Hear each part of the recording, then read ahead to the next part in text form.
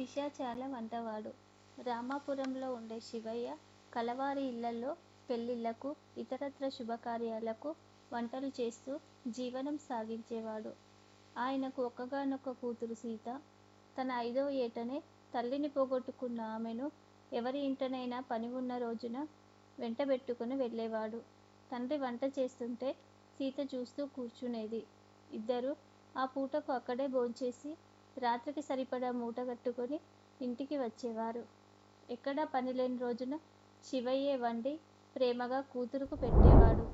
ఇదే అలవాటు ఏళ్ల తరబడి సాగి వంట చేసే విషయంలో మహాబద్ధకంగా తయారైంది సీత. ఇలా ఉండగా శివయ్యకు రాముడనేవాడు తోడయ్యాడు. శివయ్యకు సీతలాగే అతడి చెల్లెలికి రాముడు ఒక్కగానొక్క కొడుకు.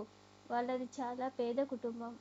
అందువల్ల శివయ్య రాముడికి తన ఇంట ఆశ్రయం ఇచ్చి వాణ్ణి తనతో బాటు తిప్పసాగాడు.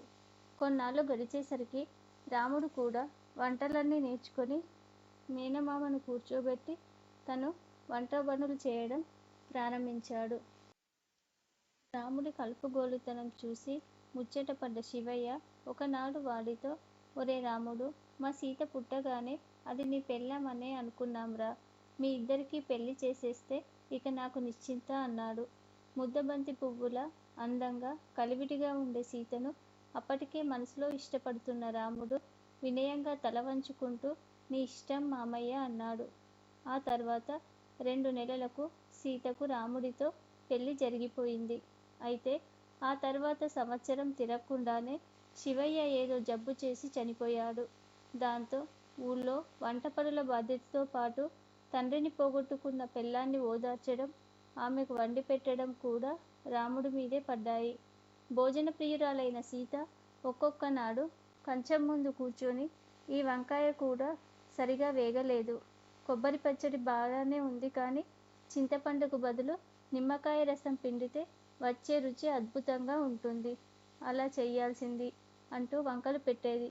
తను వండి పెడుతుంటే హాయిగా కూర్చొని తింటూ అలా మాట్లాడుతున్న పెళ్ళాన్ని చూస్తే రాముడికి మండిపోయేది. ఇలా ఉండగా రాముడి పుట్టినరోజు వచ్చింది. ఆ ఒక్కరోజుకు తనకు ఇష్టమైన మామిడికాయ పులిహోర, చక్కెర పొంగలి చేయమని అడుగుదామనుకున్నాడు. అయితే సీత ఆ రోజు నిద్ర లేవడమే ఒళ్ళు నొప్పులంటూ లేచి చిన్న చిన్న పనులు చక్కబెట్టుకోసాగింది. ఇక ఆ పరిస్థితిలో సీతను ఇబ్బంది పెట్టడం ఇష్టం లేక, ఎటూ రోజూ వండుతున్నది నేనే కదా, ఈరోజు కూడా నాకిష్టమైనవి నేను చేసుకుంటాను అని సరిపెట్టుకున్న రాముడు తనే పులిహోర, చక్కెర పొంగలి చేశాడు. వాటిని తినడానికి కూర్చున్న సీత రెంటినీ రుచి చూసి పెదవి విరుస్తూ, అబ్బే, రెండూ కుదరలేదు. పులిహోరలో పులుపు ఎక్కువైంది, చక్కెర పొంగలిలో పెసరపప్పు బద్దలు 4 ఎక్కువైనాయి. చక్కెర పొంగలికి ప్రాణం బియ్యం, పప్పు కలిపే తీరే, ఇది పంచదార కలిపిన అన్నంలా ఉంది అన్నది. చేసుకున్నవేవో తృప్తిగా తినడానికి కూర్చున్న రాముడికి పెళ్ళాం మాటలు పంటికింత పటిక ముక్కల్లా తగిలాయి. ఏనాడు ఎరగనంత కోపం వచ్చింది వాడికి. రాముడు వెంటనే కంచం ముందు నుంచి చర్రున లేచి గట్టిగా, ఒసే పిశాచమ్మ, ఇన్నాళ్ళు పోనీలే అని సహించాను, ఇక నా వల్ల కాదు. నీకు వండి వార్చే కంటే అడవుల్లో పిశాచాలకు వండి పెట్టడం 1000 రెట్లు సుఖం. ఇదిగో ఇప్పుడే పోతున్నా, ఈ క్షణం నుంచి నలభీమ పాకం చేసుకుని మింగుతావో, పస్తులే పడుకుంటావో నీ కర్మ అంటూ అరిచి రెప్పపాటులో చెయ్యి కడుక్కొని చిలక్కొయ్యకు తగిలించి ఉన్న చొక్కా విసురుగా లాక్కొని వీధిలోకి వెళ్ళిపోయాడు. ఏనాడు ఎరగని భర్త కోపానికి బిత్తరపోయిన సీత తేరుకొని లేచి వెళ్ళి చూసేసరికి రాముడు వీధి మలుపు తిరిగి అదృశ్యమయ్యాడు. చేసేదేమీ లేక వెనక్కి వచ్చిన సీత తన చెయ్యి కడుక్కొని ఏడుస్తూ పడుకున్నది. వెర్రి కోపంతో ఇల్లు వదిలిన రాముడు కొద్దిసేపట్లోనే అడవి చేరుకున్నాడు. వాడు కొంత దూరం అడవిలో నడిచేసరికి వెనక నుంచి కిచకిచమంటున్న శబ్దం వినిపించింది. ఈ కోతుల గొడవేమిటి అనుకుంటూ వాడు వెనుదిరిగేసరికి 2 పొట్టి పిశాచాలు వాడి ముందు ప్రత్యక్షమై కిచకిచమని నవ్వుతూ, ఏరికోరి మాకోసం వచ్చిన వంటాయన గారికి శాకాహార పిశాచాల స్వాగతం సుస్వాగతం. స్వతహాగా ధైర్యస్తుడైన రాముడు పిశాచాలను చూసి భయపడక మీకోసం రావడమేమిటి? అసలు నేను వంటలు చేస్తానని మీకెలా తెలుసు? అని ప్రశ్నించాడు. ఆ ప్రశ్నకు పిశాచాలు కిచకిచమని నవ్వి, అదే మా గొప్పతనం. ఈనాటి అర్ధరాత్రాన మా యజమాని కూతురు పెళ్లి వంటలు ఈసారి మార్పు కోసం వంట పిశాచాల చేతకాక వంట మనిషి చేత చేయించాలని మా యజమాని కోరిక. ఇప్పుడు నువ్వు మా వెనుక వస్తే మా యజమాని దగ్గరకు తీసుకుపోతాం అన్నాయి. ఆ తర్వాత పిశాచాలు వాణ్ణి చీకటి పడుతున్న సమయానికి ఒక మిట్ట మీద ఉన్న చెట్ల గుంపుకేసి తీసుకుపోయి తమ యజమాని ముందు నిలబెట్టాయి. పిశాచాలు చెప్పగా రాముడెవరో తెలుసుకున్న వాటి యజమాని, ఇదిగో వంట మనిషి, ఈ పెళ్ళికి వంట బాధ్యత అంతా నీదే.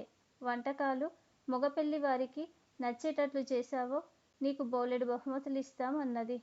ఆ మాటలకి రాముడు దర్పంగా, బహుమానాల మాటకేం గాని వంటకు కావలసిన సరుకులు, పాత్ర సామాన్ల మాటేమిటి? అని ప్రశ్నించాడు. వాడి దర్పానికి, ఆ ప్రశ్నకు కాస్త చిరాకు పడ్డ యజమాని, పిశాచి పెళ్ళాం, వాటికేం లోటు లేదు గాని పెళ్లి విందుకు గారెలు బూరెలు చేయాలి. మా పిశాచాల వంటలు నీకు తెలియవు గదా, చెబుతాను విను. మేము కందిపప్పు, మినప్పప్పు కలిపి బూరెలు, కందిపప్పులో కొద్దిపాటి మెంతులు కలిపి గారెలు వండుకుంటాం. ఆ ప్రకారం ఆ వంటకాలను నోరూరేలో చేశావో సరే సరే, లేని పక్షంలో నిన్ను ముక్కలుగా తరిగి మసాలా పెట్టి వండుకోవటానికి గాను మా పొరుగున ఉండే మాంసాహార పిశాచాలకు బహుమతిగా ఇస్తాను, జాగ్రత్త అన్నది. ఆ మాటలతో రాముడికి తల గిర్రున తిరిగిపోయి, తొలిసారిగా వాడికి పిశాచాలంటే భయం పట్టుకున్నది. వాడు చేసేది లేక యజమాని పిశాచం చెప్పిన ప్రకారం నానబెట్టిన మినపప్పు, పచ్చి కందిపప్పు కలిపి రోలు అరిగిపోయేలా రుబ్బి, బూరెలు నానబెట్టిన కందిపప్పులో సోలెడు మెంతులు కలిపి రుబ్బి గారెలు చేసి వాటి వాసనకే కడుపు తిప్పుతుండగా పిశాచాలకు దూరంగా పోయి ఒక చెట్టు చాటున కూర్చున్నాడు. వాడికి చిన్న కునుకు పట్టసాగింది. అయితే ఇంతలో పిశాచాల పెళ్లి సందడి ప్రారంభమైంది. మొదటి జాము గడవడంతోనే ఎక్కడి నుంచో మరిన్ని పిశాచాలు వచ్చాయి. వాటి గోలతో రాముడికి నిద్రమాట అలా ఉండగా శోష వచ్చినంత పనైంది. పెళ్లి కొడుకు పిశాచం రాముడు చేసిన వంటకాలు తింటూ, గారెలు బూరెలు చాలా బాగున్నాయి, ఎవరు చేశారు అంటూ ప్రశ్నించింది. యజమాని పిశాచం హుందాగా, పెళ్లి వంట చేయడం కోసమని ఒక మనిషిని పిలిపించి వాడి చేత చేయించా అన్నది. పెళ్ళికొడుకు పిశాచం ఆశ్చర్యపోతూ, మరి 2 బూరెలు తీసుకొని ఆ వంట మనిషిని మీ కూతురితో పాటు అరణంగా పంపండి, ఇదే నా కోరిక అన్నది. యజమాని పిశాచం ఆనందంగా, అదేమంత పెద్ద కోరిక, తప్పకుండా పంపిస్తాను అని రాముణ్ణి తీసుకురావలసిందిగా పొట్టి పిశాచాలను ఆజ్ఞాపించింది. అదంతా వింటున్న రాముడు నిలువెల్లా వణికిపోతూ, ఇప్పుడేం దారి భగవంతుడా అనుకోగానే వాడికి తను తరచూ వెళ్ళే ఆంజనేయస్వామి గుడి, అందులో పూజారి చదివే ఆంజనేయ దండకం గుర్తొచ్చాయి. అయితే వాడికి ఆ దండకంలో శ్రీ ఆంజనేయం అనే మొదటి ముక్క ఒక్కటి తప్ప ఇంకేమీ రాదు. వాడు తన కేసి గెంతుకుంటూ వస్తున్న పొట్టి పిశాచాల కేసి కోపంగా చూస్తూ, గట్టిగా కళ్ళు మూసుకుని చేతులు జోడిస్తూ శ్రీ ఆంజనేయం అంటూ పొలికేక పెట్టి అదే పనిగా శ్రీ ఆంజనేయం అంటూ వల్లించసాగాడు. అలా 5 నిమిషాల పాటు క్షణం కూడా ఆగకుండా వల్లించిన రాముడు చుట్టుపక్కల అంతా నిశ్శబ్దంగా ఉండడంతో కళ్ళు తెరిచి చూశాడు. దరిదాపులో ఎక్కడ పిశాచాల ఛాయలు కూడా లేవు. ఆసరికి సూర్యోదయం అవుతున్నది. రాముడు పరమానంద భరితుడై శ్రీ ఆంజనేయం అంటూ గట్టిగా ఒక కేక పెట్టి ఇంటి దారి పట్టాడు. బారెడు పొద్దెక్కేసరికి అడవి దాటి యువతలకు చేరిన రాముడు తల వంచుకొని నడిచి వస్తున్న సీతను చూసి ఆశ్చర్యంగా, ఎక్కడికి ప్రయాణం అంటూ కేక పెట్టాడు. భర్త గొంతు వింటేనే తలెత్తి చూసిన సీత ఆశ్చర్యానందాలతో కన్నీళ్లు కారుస్తూ రాముడి దగ్గరకు వచ్చింది.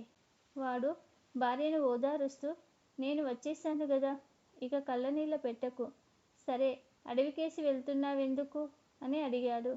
నీకోసమే, నాకు వండి పెట్టే కంటే అడవిలో పిశాచాలకు వండడం నయమన్నావు కదా, అందుకే అక్కడున్నావేమో చూద్దామని బయలుదేరాను అన్నది కొంగుతో కళ్ళు తుడుచుకుంటూ. ఆ మాట విని రాముడు గట్టిగా నిట్టూర్చి, ఆ ముచ్చట తీరిందిలే. ఆ మతిమాలిన పిశాచాలకు వంట చేయడం కన్నా నీకు వండి పెట్టడమే కోటి రెట్లు హాయి అన్నాడు.